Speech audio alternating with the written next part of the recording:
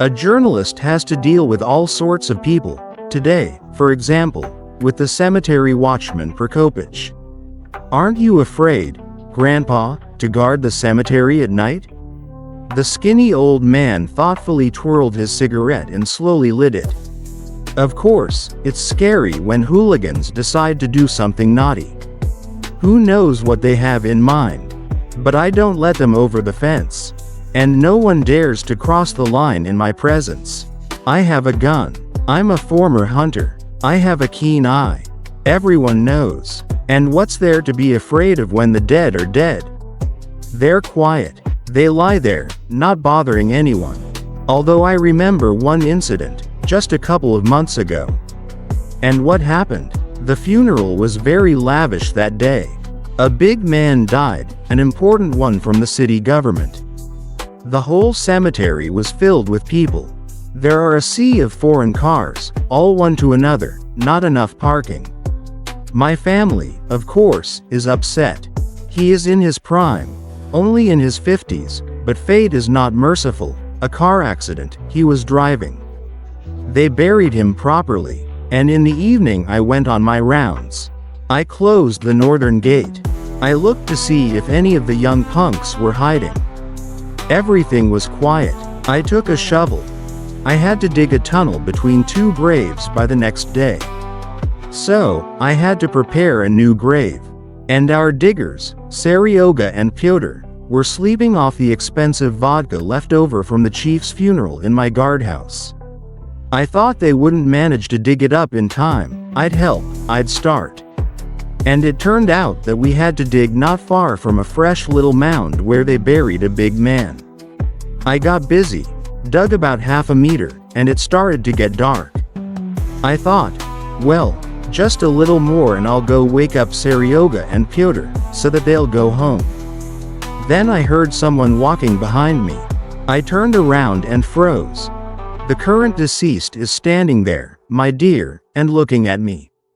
My soul, it's in my heels. And I don't show it. I turned away and continued digging, and of course I read a prayer. He came closer, already about 10 steps from me. I thought, it's time to leave, otherwise it will get completely dark. And who knows what that deceased might come up with. I took a shovel and slowly walked to my guardhouse. And he was walking behind me a little further. I didn't look in his direction. Then he waved his hand, as if in annoyance, and overtook me. I looked. He was heading for the southern gate, and I hadn't locked it yet. How could that be? The deceased was about to leave the cemetery. It was not allowed. I caught up with him. And with all my might with the shovel. He fell almost at the gate. Well, I locked it and went to my place. And he just lay there. And then what? Nothing. In the morning he was no longer there. Apparently he returned to his grave. I checked. Everything was in place. Seryoga and Pyotr slept there until the next day. They dug a new grave, but did not see or hear anything. It is clear that this story seems strange to me, to say the least. Although, on the other hand, there was no reason to doubt the veracity of the old man's words. Prokopich is not a fan of chatting about the supernatural, but a normal person cannot believe in a deceased person parading around the cemetery. A couple of weeks later, while preparing another report, one of my friends noted the striking resemblance of local television correspondent Vitaly Podmugilny, what a name he got, to a recently deceased official. It sounded like a bell. Here it is. We need to dig in this direction. That day, or rather evening, I managed to get the cameraman who usually worked with Podmugilny to talk over a can of beer. The conversation turned to Vitaly's resemblance to that unforgettable deceased. That's when it became clear what had happened at the cemetery the night after the funeral. At that time, the funeral procession was accompanied by a local television crew. The strange whim of an inconsolable widow to film the funeral of her prematurely deceased husband, for some reason did not seem surprising to anyone. And the television crew was happy to earn some extra money. The restless correspondent Vitaly Podmugilny also decided to film a daring story.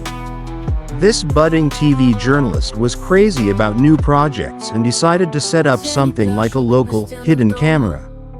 His first subjects were gravediggers Seryoga and Petr. Vitaly looked a bit like the deceased official, at least, the same type. The age difference was, of course, significant, and there was no portrait resemblance. But taking into account the slightly tipsy state of the gravediggers, as well as the twilight time of day, one could expect that it would be quite possible to confuse him with the deceased. Vitaly did not expect that a guard would come instead of Seryoga and Petr. This old man was feared for good reason.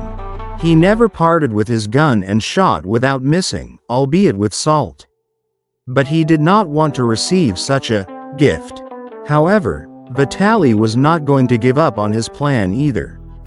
Seeing that the guard had no gun, only a shovel, the journalist grew bolder. With a glassy gaze, he came out of his hiding place and walked unsteadily towards the old man. Contrary to all expectations, there was no reaction. Turning around, the guard froze for just a moment, and then, as if nothing had happened, continued to quickly throw away the earth with a shovel, not paying the slightest attention to the dead man. Vitaly was taken aback by this trick, but he had no intention of giving up so quickly either. Therefore, he continued to move with his feet, groaning heavily, going around the working guard. A few minutes after his appearance, Prokopych climbed out of the small hole he had managed to dig and, without hurrying, headed towards the guardhouse. For some time, Vitaly walked almost next to him, pretending to be a ghost. Then he waved his hand and quickly walked towards the exit. Only at the southern gate did the guard's shovel catch up with him. With the words, "Let's play around, but don't go outside the gate." The old man firmly brought the digging tool to Vitaly's head. When the guardian of the cemetery order disappeared into his guardhouse, the cameraman, who was quite frightened, ran up to the stunned poor fellow. Fortunately, our hero, dead man, got off with only a slight concussion and a couple of abrasions. A few days later, he returned to his work, but he never thought about the candid camera project again. No one knows what happened to the footage that Vitaly took from the TV archives. But that was only the beginning. A few weeks after that incident, Vitaly began to notice strange things. He often heard footsteps behind him, but when he turned around, he saw no one. At night, he had nightmares in which he saw himself in a cemetery, surrounded by ghosts. He woke up in a cold sweat, feeling his heart pounding in his chest. One night, he woke up from the same low, long roar he heard in the cemetery. He opened his eyes and saw a shadow sliding along the wall. His heart began to beat faster, and he closed his eyes, hoping that it was just a dream. But when he opened his eyes, the shadow was still there, and it was slowly approaching him. Vitaly tried to scream, but his voice got stuck in his throat. The shadow came closer, and he saw the face of the dead man he had impersonated in the cemetery. His eyes were burning with rage, and he reached out to grab Vitaly. Since then, every night Vitaly woke up in horror, seeing the faces of those he had disturbed. They haunted him, reminding him of his mistake. He tried to get rid of them, but it was useless. They always returned, and their hatred grew stronger. Now Vitaly knew that he must not disturb the peace of the dead. But this knowledge came too late. He was doomed to eternal torment, and every night he relived this horror again and again. And no one could help him.